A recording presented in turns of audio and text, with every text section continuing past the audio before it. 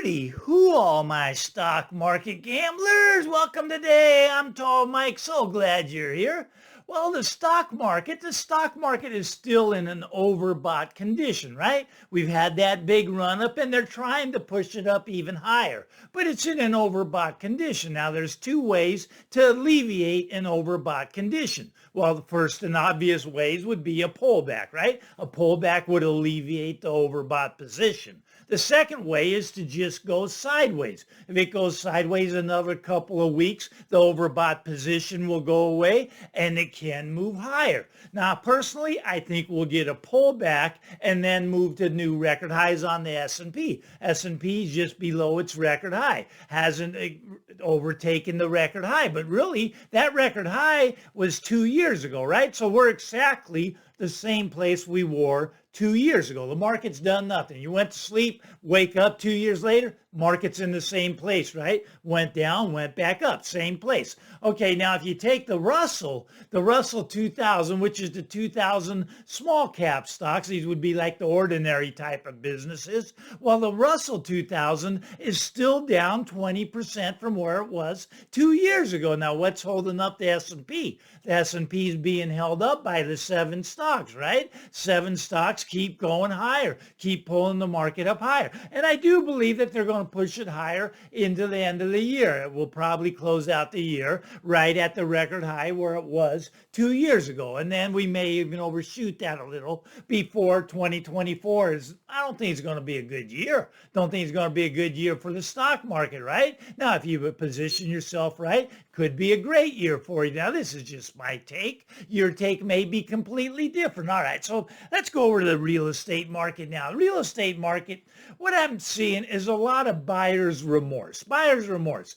50% of people that bought a house in the last 2 years have what I would call buyer's remorse. They regret overpaying for the house. You see, what happened? What happened? Well, houses, they went up, right? They went up by 40%. Like before the pandemic, they were down here, and then they went up 40, 50%, right? So the house prices are up close to a record high. We come down a little bit, but we're still close to the record high. Now, of course, interest rates, they were down here at 2.8. A lot of you are locked in at the low 2.8 rate, right? You're very happy with that rate. It's a great rate, right? Okay, but now they've gone up 7.5%, 8%, depending on your credit score, right? So mortgage rates have almost tripled. House prices up 50%. Okay, so a lot of people that are buying are having buyer's remorse. They regret it, right? You see, they didn't take into account, well, first of all, they can take into account the cost of rent. Rent is about 50% of the cost to buy. So they could save 50% of their money just by renting, but because you got these high costs going up. Now, and these costs, they're continuing to go up, right? I mean, these are things like property taxes. Is your property taxes going up or down? Going up, right? What about utilities? Going up or going down? Going up, right? Maintenance costs, say you need a new roof. Is that going up or going down? They're going up. Everything's going up, right? Insurance, home insurance, home insurance. A lot of home insurance has doubled. Some places it's even tripled. Some places you can't even get it, right? So actually there's some homeowners are just, they're not getting it. They're not paying. They refuse to pay. Now you have to have your house free and clear not to carry insurance on. Otherwise the bank will go out and buy the insurance for you if you don't make your payment on your homeowner's insurance. Okay, so insurance costs going way up. It does a lot of buyer's remorse. And a lot of these are first-time home buyers. You know, the average first-time home buyer puts down 6%. Goes and puts down 6%. He was renting, right? And then he goes, oh, I'm going to make the stretch into the house. Puts down 6% on average, jumps into the house, and all of a sudden his payment goes from $2,000 a month to $4,000 a month. The payment's double. Oh, that's ridiculous, right? He's having a lot of remorse right now. So he's thinking, well, maybe I should get out of it. Maybe, it's going to cost him 8% to get out of the house. He's only got 6% down. He's already underwater. He's starting underwater. Houses are drifting lower. A lot of foreclosures now. A lot of foreclosures coming onto the marketplace. So he's in a lot of trouble. He's got a lot of buyer's remorse. You see, the purchasing power of the dollar has been cut in half when it comes to buying a house. House went up 50%. Mortgages tripled. Purchasing power went down by 50%, right? So the the cost of a house is basically doubled because it's a debt asset. People buy with a mortgage. It's a debt asset. They get a mortgage to buy the house. So right now it's costing them twice as much as it did just a couple years ago. Okay, so is that good or is that bad? Well, a lot of people are having remorse about that. I'd be having a lot of remorse. A lot of people just handing the keys back to the banks already. Banks are contacting me. I'm a real estate broker. They're saying, Mike, a lot of short sales are going to be coming to the market. They're giving us the keys back already. Do you want to take these properties? Can you onboard you into our system so you can sell these for us? You see, it's changing. It's changing. If you're patient, just sit back and relax. You see, there's really two schools of thought right now out there. Okay, you see, there's two schools of thought. One is what the mainstream media tells you. They'll tell you that unemployment, down around 3.9%. They'll tell you inflation down around 3%. They'll tell you that mortgage rates are going to return back down to 3%. Now, there's the other school of thought, which I call reality. Unemployment's going to jump up to, about 10%. Okay, Inflation's not going to stay at 3%. They're going to print money like crazy. I'm going to explain why in a second. They're going to print money into oblivion. Inflation's going to take off again. Mortgage rates, I don't see them coming back to 3%. I see those going to double digits in 2024. So you can look at the mainstream media or you can look at reality, okay? And I don't care which one you look at. You look at mainstream media, maybe you'll run out and buy a house. Maybe it looks good. Maybe the economy looks great. Biden will tell you economy's great. Janet Yellen, economy's strong. Get out there and buy that house. But look, here's the thing. Okay, they're going to be printing a lot of money. A lot of money is going to be printed. Why? Why are they going to be printing money? Well, you see, the financial system is crumbling. It's crumbling. The financial system, the whole financial system. This is actually scary stuff, right? Okay, so they're going to print money to prop up the financial system. Now, what am I talking about when I say the financial system? Well, I'm talking about the banking system, right? Okay, a lot of people don't realize this. They keep this hidden from the public. They don't want you to know what's really going on. Yeah, once again, you can't handle the truth. That's what they think. My government, they're lying to me, right? And I don't like when the government lies to me. I wish they'd tell us the truth. I think people can handle the truth. I think they have a right to know the truth. But right now, you're having a lot of bank runs. A lot of people are having bank runs. Now, granted, it's in the digital age where you just click a button and you're out. You transfer that money to your brokerage account. You transfer it out of the banking system because you're worried about the banks. A lot of people going in trying to get cash. They don't have the cash. That cash is gone. A lot of ATMs are out of cash. They have to go into the branch and go, hey, I'd like some cash. We don't have it. Come back in a week. It's getting scary out there in the banking system. But there's having bank runs, right? Almost $1 trillion, $1 trillion has left the banking system just since the collapse of Silicon Valley Bank. That was the first big one to go down. There were 4 others. 5 major banks went down this year, 2023. 2024, there's going to be a lot more. 5 will be not the number you're going to see in 2024. It'll be much more because it's a domino effect. It's a domino effect of financial distress in the banking system. The banks do not have your money. Now, I've gone over this many times, but look, $1 trillion has been pulled out of the banks, right?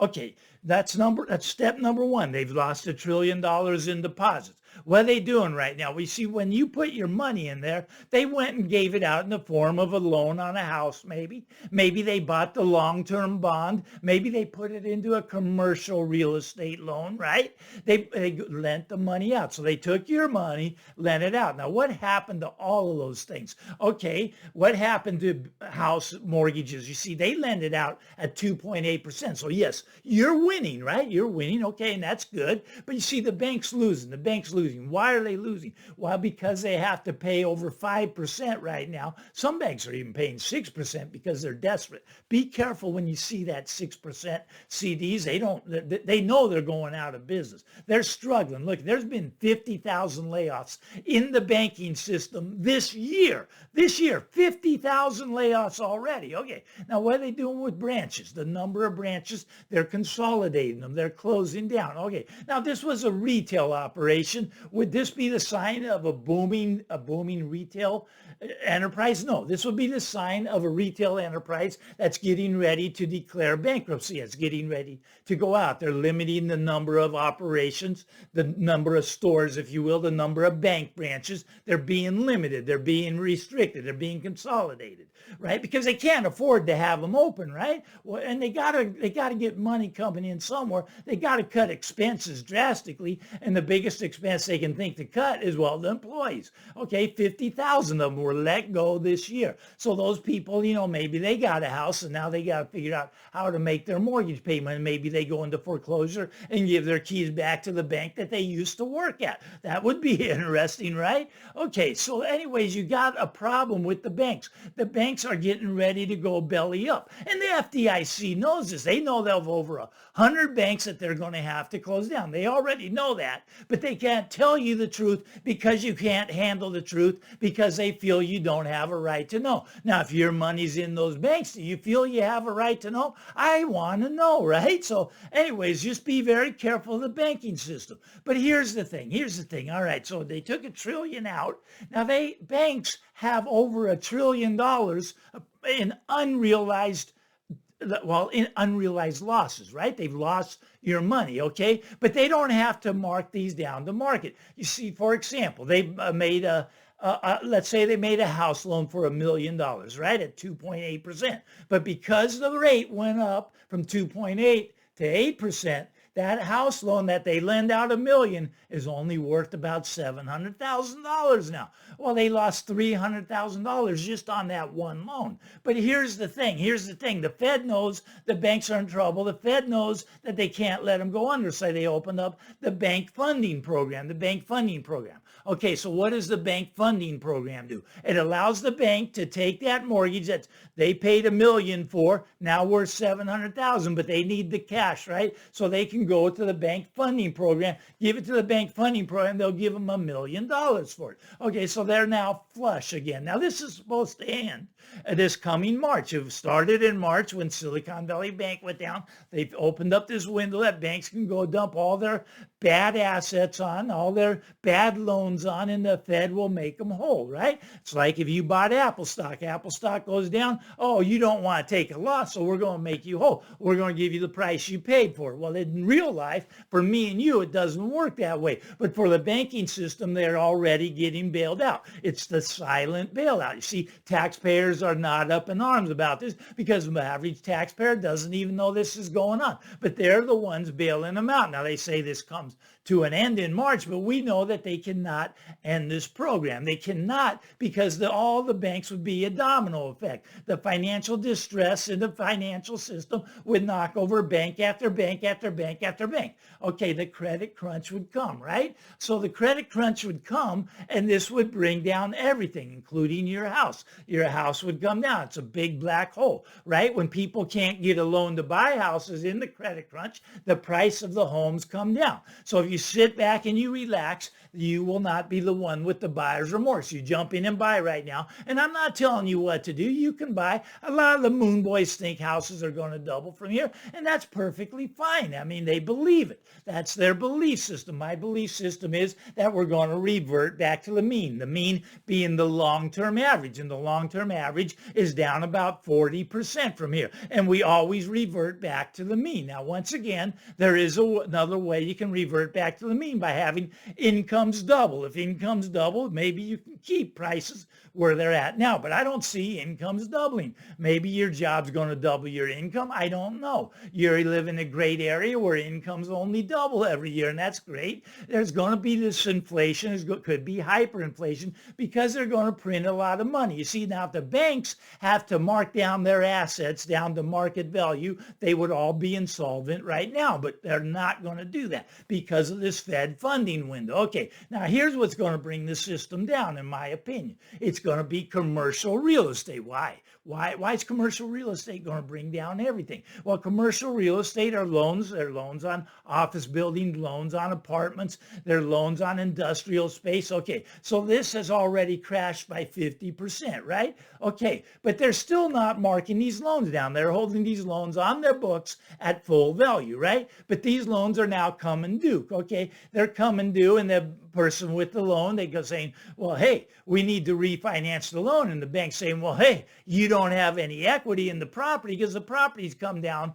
by 50%. It's come down by 50%. And they're going to say, okay, here, have the keys to the office building. You now own the office building. So they're sitting there with the keys, and they don't want to do anything with it. They want to be the office manager? No, they want to get rid of this. They want to get it off their books. But you see what this does when they sell the property, it gets it off their books, but it brings it down to the market value. So let's say they have a $20 million loan on an office building or $200 million loan. Doesn't really matter the size. But anyways, they're going to take a 50% hit on that property. They're going to take a 50% hit on that loan, and that's now going to become a realized loss. When you have the banks take realized losses, right now they haven't had to take anything. They haven't had to take any realized losses yet. You see, they're still holding these at the $200 million value when it's only worth $100 million. And they're saying on their books, it's $200 million. So they haven't marked anything down, so their books still look strong. But you got people like Jamie Dimon that can see the books, and he went out and, sold 1 million shares, $140 million of JP Morgan, because he sees the writing on the wall. He knows if they have to write this down, that JP Morgan, as big as they are, they're not solvent. They just are not. They are not a solvent bank. No bank's solvent. I'm not picking on them. No bank has your money. Your money's been lost. And that's why you're seeing the bank runs already. This is what's going on. This is the credit crunch. This is the black hole where your equity of your home is going to fall into, because they're going to continue to go down as the financial crisis progresses. This is just my take. A lot of people don't believe it. A lot of people just believe I'm a crazy old guy that's got a computer and a microphone, but that's my take. Tall Mike's Take. You like this stuff? Give me the thumbs up. Why not? Punch the subscribe button. I want to talk to you more later in the week. Bye-bye now.